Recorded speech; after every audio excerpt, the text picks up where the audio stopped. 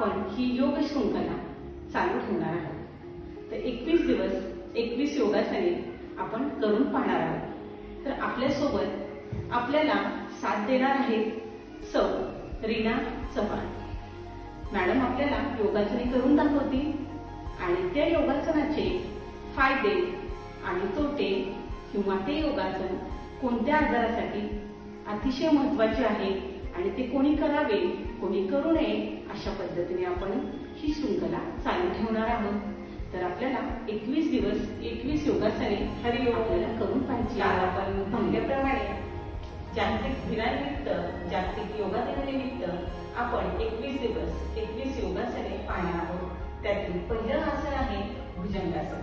आपल्यासोबत आहे रीना मॅडम, आपल्याला भुजंगासन करून दाखवतील। रीना मॅडम आता विपरीत शयन स्थितीमध्ये येणार आहे। विपरीत शयन स्थितीमधून आपल्याला दोन्ही हात श्वास घेत छातीच्या बाजूला आणून ठेवायचे।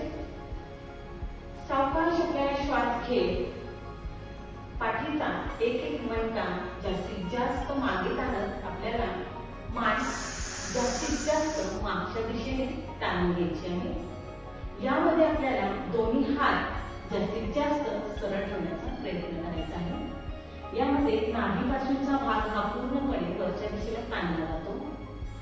त्यामुळे जो काही पोटाचा भाग आहे पोटावरती पोटातील अंतःस्रावी ग्रंथीवरती जास्तीत जास्त ताण निर्माण झाल्यामुळे पोटातील पोटाचे जे काही विकार आहेत ते कमी व्हायला मदत होते। त्याचप्रमाणे मानेचा म्हणजे गळ्याचा जो भाग आहे तोही जास्तीत जास्त ताणला गेल्यामुळे तेथील अंतःस्रावी ग्रंथीवर त्याचा चांगला परिणाम होतो। त्यामुळे ज्यांना थायरॉइड आहे यांच्यासाठी अतिशय उपयुक्त असं हे आसन आहे। त्याचप्रमाणे पाठीचा जो काही पूर्ण मणका आहे तो मागच्या दिशेने ताणला गेल्यामुळे त्या मणक्यांची ही कार्यक्षमता चांगली व्हायला मदत होते। त्यामुळे मणक्यांची लवचिकता वाढते। सावकाश आपण हे आसन सोडणार आहोत। सावकाश श्वास सोडत सोडत आपल्याला मान खाली घ्यायची आणि दोन्ही हात शरीराच्या बाजूला आणून ठेवायचे आहेत। मॅडम वज्रासनामध्ये आल्या तरी चालतील। अशा पद्धतीने आज आपण भुजंगासन पाहिलेलं आहे। भुजंगासन हे कोणी करू नये।